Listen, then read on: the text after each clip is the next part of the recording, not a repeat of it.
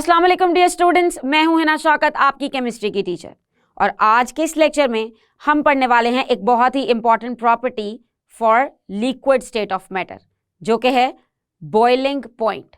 And this is your topic number 5.3.3। So students, हम पढ़ रहे हैं हमारा topic 5.3 which is properties of liquid state. And in our previous lectures, we have covered our property evaporation, vapor pressure. And in this lecture, we are going to cover boiling point. Boiling point आपके लिए कोई नई term नहीं होने वाली, because हम सब boiling point को बहुत ही इनिशियल क्लासेस से पढ़ना शुरू कर देते हैं, और हमें कुछ पता हो या ना पता हो, we know one thing that पानी का बॉइलिंग पॉइंट होता है 100 डिग्री सेल्सियस। सो आज के इस लेक्चर में आप देख लेंगे कि आखिर ये बॉइलिंग पॉइंट होता क्या है और इसके फैक्टर्स क्या हैं जो इसको अफेक्ट कर सकते हैं। So when a liquid is heated, आप जानते हैं कि उसके मॉलिक्यूल्स जो हैं वो गेन करते हैं एनर्जी। जब हम लिक्विड को हीट करते हैं तो basically we are providing that liquid with heat energy या थर्मल एनर्जी, और वो थर्मल एनर्जी कन्वर्ट हो जाती है into another form of energy which is kinetic energy, और वो kinetic energy मूव कराती है molecules को of that particular liquid। अब होगा क्या, the number of molecules which have more than average kinetic energy वो बढ़ जाएंगे। हम जानते हैं कि अगर हम किसी भी liquid को देखें तो उसके सारे के सारे molecules की kinetic energy same नहीं होती। There are few molecules, वो बहुत कम होते हैं, जिनकी काइनेटिक एनर्जी होती है अबव द एवरेज, यानी कि एवरेज से थोड़ी सी ज्यादा। सो जब आप लिक्विड को हीट करते हैं तो ऐसे मॉलिक्यूल्स जिनकी energy, kinetic energy above average होती है, उनका नंबर बढ़ जाएगा। यानी बहुत से ऐसे मॉलिक्यूल्स हो जाएंगे जिनकी एनर्जी बन जाएगी अबव एवरेज काइनेटिक एनर्जी।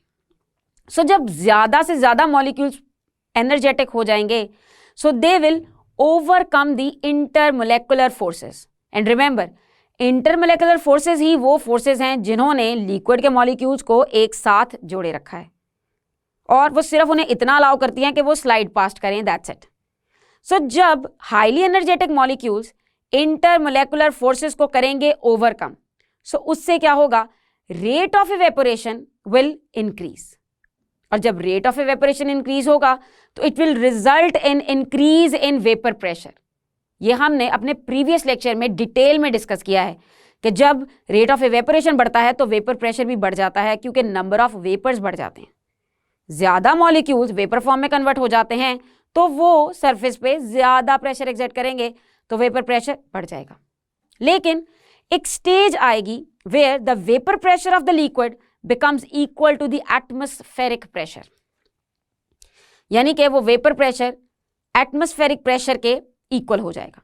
अब उस स्टेज पे क्या होगा, the liquid starts boiling, and the boiling point is defined as the temperature at which the vapour pressure of a liquid becomes equal to atmospheric pressure और any external pressure. यानी कि ये वो पॉइंट है जिस पे किसी लिक्विड का वेपर प्रेशर इक्वल हो जाए उसके एटमॉस्फेरिक प्रेशर या फिर एक्सटर्नल प्रेशर पे।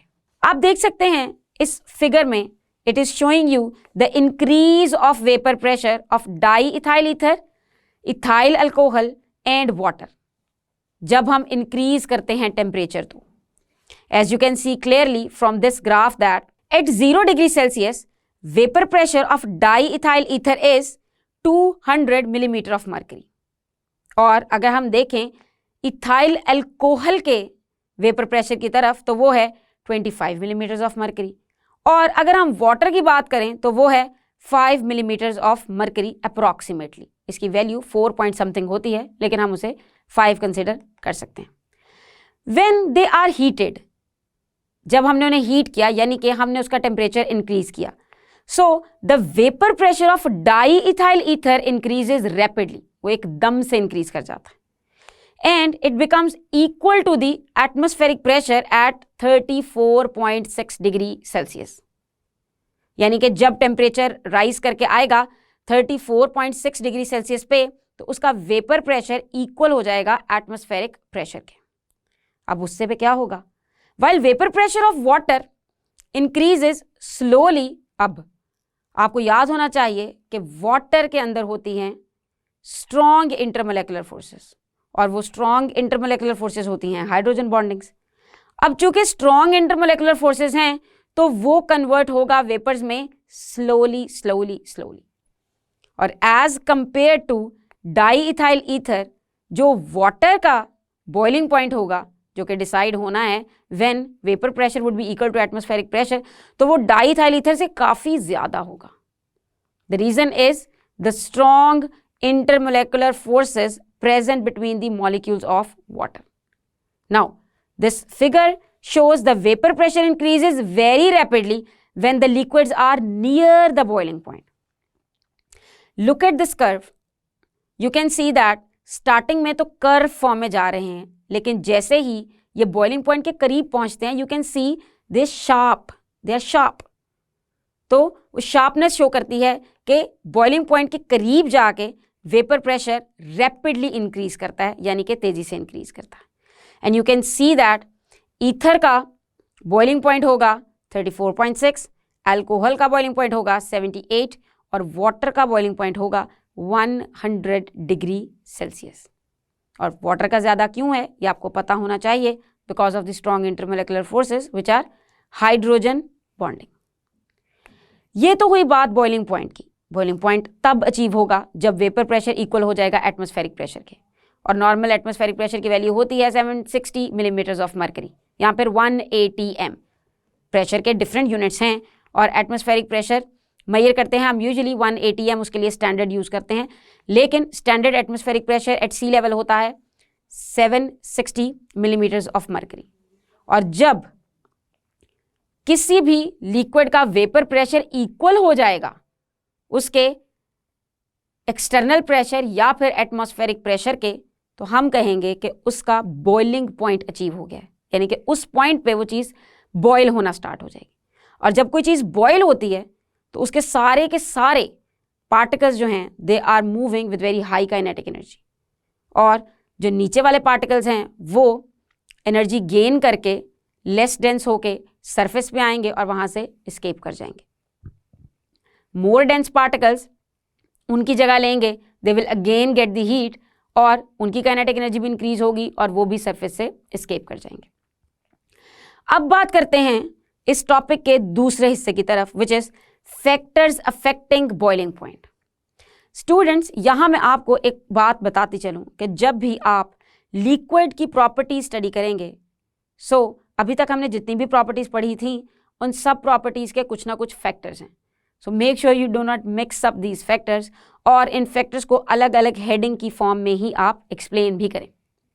सो the boiling point of the liquid it depends on the following factors. पहला फैक्टर जो हम डिस्कस करने वाले हैं, this is the nature of the liquid. Polar liquids they have higher boiling points, और लॉजिक इसके पीछे वही है जो हमने वेपर प्रेशर में भी यूज की थी, कि पोलर लिक्विड्स के अंदर होती हैं स्ट्रॉन्ग इंटरमोलेकुलर फोर्सेस। जैसे वाटर एक पोलर लिक्विड है तो उसके अंदर होती है हाइड्रोजन बॉन्डिंग, क्योंकि उसमें बनते हैं पार्शियल पॉजिटिव और पार्शियल नेगेटिव चार्जेस, और वो पॉजिटिव और नेगेटिव चार्जेस एक दूसरे को स्ट्रांगली होल्ड करते हैं, जिससे इंटरमोलेकुलर फोर्स हो जाती है स्ट्रॉन्ग। अगर बात करें नॉन पोलर लिक्विड्स की, तो नॉन पोलर लिक्विड्स की इंटरमोलेकुलर फोर्स इतनी स्ट्रॉन्ग नहीं होती। सो चूंकि इंटरमोलेकुलर फोर्स चेंज हो जाती है because of the nature of the liquid, और जो बॉइलिंग पॉइंट है वो डिपेंड कर रहा है इंटरमोलेकुलर फोर्स पे। सो हम कह सकते हैं कि अगर कोई चीज़ नॉन पोलर है तो उसका बॉइलिंग पॉइंट होगा कम, और अगर कोई चीज़ पोलर है तो उसका बॉइलिंग पॉइंट होगा ज़्यादा। आप देख सकते हैं boiling point of these different liquids, ये कॉमन सॉल्वेंट्स, कॉमन लिक्विड्स हैं जो कि इस्तेमाल किए जाते हैं। नज़र डालते हैं इनके बॉइलिंग पॉइंट्स की तरफ। For di ethyl ether boiling point is 34.6, for ethyl alcohol boiling point is 78। Ethyl alcohol के लिए खाली वर्ड अल्कोहल भी इस्तेमाल किया जाता है। Water is 100, N octane is 126 and acetic acid is 118। अब एन ऑक्टेन में हाइड्रोजन बॉन्डिंग तो नहीं पाई जाती, लेकिन ये लॉन्ग चेन है, यानी कि ये हैवी कोवेलेंट कंपाउंड है, ये मैक्रोमॉलिक्यूल है, तो इसका बॉइलिंग पॉइंट भी हायर होगा। अब चलते हैं हमारे नेक्स्ट फैक्टर की तरफ, which is intermolecular force. Intermolecular forces, they play very important role in the boiling point of the liquids. मेरे ख्याल से अगर आप इसको पहले एक्सप्लेन कर देंगे तो भी कोई फर्क नहीं पड़ेगा। So substances which are having stronger intermolecular forces, they have high boiling points. और रीजन वही है कि जब इंटरमोलिकुलर फोर्सेस स्ट्रांग होगी तो उन्हें ओवरकम करने में ज्यादा प्रॉब्लम होगा। You need to provide more energy to overcome those strong intermolecular forces. तो उससे बॉइलिंग पॉइंट भी राइज कर जाएगा। जब आपको ज़्यादा एनर्जी देनी है, ज़्यादा हीट देनी है, तो ज़्यादा टेम्परेचर रिक्वायर्ड है, तो इसका मतलब उसका बॉइलिंग पॉइंट का जो टेम्परेचर है वो भी थोड़ा ज़्यादा होगा। Because liquids attain a level of vapour pressure equal to the external pressure at high temperature. अब आपने देखा था जब हमने डिस्कस किए हैं boiling points of different liquids, so intermolecular force भी हुई एक बहुत ही इंपॉर्टेंट फैक्टर, और इंटरमॉलिक्यूलर फोर्स और नेचर ऑफ द लिक्विड में भी एक कनेक्शन है, वो भी आपको याद रखना है। अब चलते हैं हम हमारे लास्ट फैक्टर की तरफ, विच इज एक्सटर्नल प्रेशर। जैसे कि हमने डेफिनेशन में भी देखा था कि बॉइलिंग पॉइंट में दो प्रेशर्स को एक दूसरे के इक्वल आना होता है, फिर ही बॉइलिंग पॉइंट अचीव होगा। और वो दो प्रेशर हैं वेपर प्रेशर और एटमॉस्फेरिक या फिर एक्सटर्नल प्रेशर। जब ये दोनों प्रेशर इक्वल आएंगे तब ही बॉइलिंग पॉइंट अचीव होगा। अब बात यह है कि वेपर प्रेशर तो हमने डिटेल में डिस्कस किया, सो अब देखते हैं एक्सटर्नल प्रेशर को भी। एक्सटर्नल प्रेशर वो प्रेशर होगा जो कि लिक्विड पे लग रहा है बाहर की किसी फोर्स की वजह से। वो एयर भी लगा सकती है जो कि नॉर्मल एटमॉस्फेरिक प्रेशर हो सकता है। सो boiling point of a liquid depends on external pressure. Boiling point of a liquid is controlled by external pressure in such a way that it can be increased by increasing external pressure and vice versa. यानी कि जितना आप external pressure ज्यादा करेंगे, external pressure ज्यादा करने से boiling point ज्यादा हो जाएगा। अब इसको समझने के लिए आपको वापस जाना पड़ेगा वेपर प्रेशर की तरफ। अगर एक्सटर्नल प्रेशर की वैल्यू ज्यादा है मतलब आपको वेपर प्रेशर की वैल्यू भी ज्यादा चाहिए। वेपर प्रेशर की वैल्यू ज्यादा चाहिए मतलब आपको ज्यादा हीट चाहिए। आप ज्यादा हीट एनर्जी प्रोवाइड करेंगे तभी तो ज्यादा वेपर्स बनेंगे, और अगर ज्यादा वेपर्स बनेंगे तभी वेपर प्रेशर ज्यादा होगा, और वेपर प्रेशर ज्यादा होगा तो एक्सटर्नल प्रेशर अगर ज्यादा है तो उसके साथ उसको आप मैच कर सकते हैं। और यही प्रिंसिपल हम यूज करते हैं प्रेशर कुकर के अंदर भी। जी हाँ, हम प्रेशर कुकर में क्या करते हैं, हम एक्सटर्नल प्रेशर को बहुत कम कर देते हैं।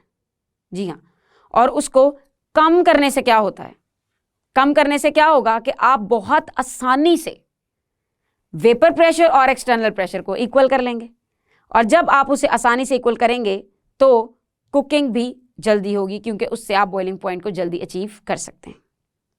सो इससे आपको एक और बात भी पता चलती है कि boiling point of different liquids would be different at different Heights. यानी कि हाइट भी अफेक्ट कर सकती है बॉइलिंग पॉइंट को। जी हाँ, क्योंकि हाइट से अफेक्ट होता है एटमॉस्फेरिक प्रेशर। जी हाँ, एटमॉस्फेरिक प्रेशर जो कि एक्ट करता है एज एक्सटर्नल प्रेशर, वो भी हाइट से अफेक्ट कर सकता है। जो नॉर्मल एटमॉस्फेरिक प्रेशर है जिसे हम 760 मिलीमीटर ऑफ मरकरी भी कहते हैं या फिर 1 ATM भी कहते हैं, वो होता है एट सी लेवल, नॉर्मल सी लेवल पे। लेकिन जब आप बिलो या अबव सी लेवल मूव करते हैं तो वो एटमॉस्फेरिक प्रेशर की वैल्यू भी इंक्रीज या डिक्रीज करेगी। और चूंकि बॉइलिंग पॉइंट डिपेंड कर रहा है एक्सटर्नल प्रेशर पे, तो बॉइलिंग पॉइंट की वैल्यू भी चेंज हो जाएगी। मिसाल के तौर पे आप जाते हैं किसी हाई ऑल्टीट्यूड वाले एरियाज पे, हिल स्टेशंस पे, सो वहां जाके प्रेशर लो हो जाएगा। सो प्रेशर लो होने से बॉइलिंग पॉइंट किसी चीज का जल्दी अचीव होगा, और उसके जल्दी अचीव होने की वजह यही है क्योंकि it would be very easy to balance vapour pressure with external pressure, vapour pressure with atmospheric pressure, क्योंकि हम जानते हैं कि जब वेपर प्रेशर इक्वल आएगा एटमॉस्फेरिक प्रेशर के तभी कोई चीज़ बॉईल करेगी और तभी आप उसका बॉइलिंग पॉइंट अचीव कर सकेंगे। ये टॉपिक लिक्विड की प्रॉपर्टी के लिहाज से बहुत इंपॉर्टेंट है for long question point of view, और इसमें कुछ डिटेल्स भी हैं जो कि आपको ज़रूर याद करनी है ताकि आप उन्हें एज एन एग्जाम्पल कोट कर सकें जब आप इसको ब्रीफली एक्सप्लेन करें। बॉइलिंग पॉइंट की definition word to word is the hot favourite question for exam for 2 marks, और बॉइलिंग पॉइंट के फैक्टर्स आ सकते हैं आपको लॉन्ग क्वेश्चन में याद करने के लिए। सो ये जो बॉइलिंग पॉइंट का कर्व हमने डिस्कस किया है फॉर 3 डिफरेंट लिक्विड्स, इसकी वैल्यूज़ भी आपको याद होनी चाहिए, क्योंकि अगर आपको इसकी वैल्यूज़ याद होंगी तभी आप तीनों लिक्विड्स का कंपैरिजन शो कर सकते हैं, और कंपैरिजन शो करने से आप इसके फैक्टर्स को भी जस्टिफाई कर सकते हैं। सो मेक श्योर कि जब आप ये टॉपिक प्रिपेयर करें, so starting with the definition, then its explanation with example, effect of temperature, और फिर different effects on the boiling point को डिटेल में डिस्कस करें इंडिविजुअली, और अकॉर्डिंग टू अल्टीट्यूड क्या इफेक्ट होता है बॉइलिंग पॉइंट पे उसको भी नज़रअंदाज नहीं किया जा सकता। सो स्टूडेंट्स, हमने डिस्कस की है boiling point which is very important property for liquid state of matter, और हमने डिस्कस की इसकी definition and in detail factors affecting boiling point. मुझे उम्मीद है कि आइंदा आप कभी भी इवेपोरेशन और बॉइलिंग पॉइंट को कंफ्यूज नहीं करेंगे। हम अपने आने वाले लेक्चर्स में कुछ मज़ीद प्रॉपर्टीज़ डिस्कस करेंगे। तब तक के लिए अल्लाह हाफ़िज़।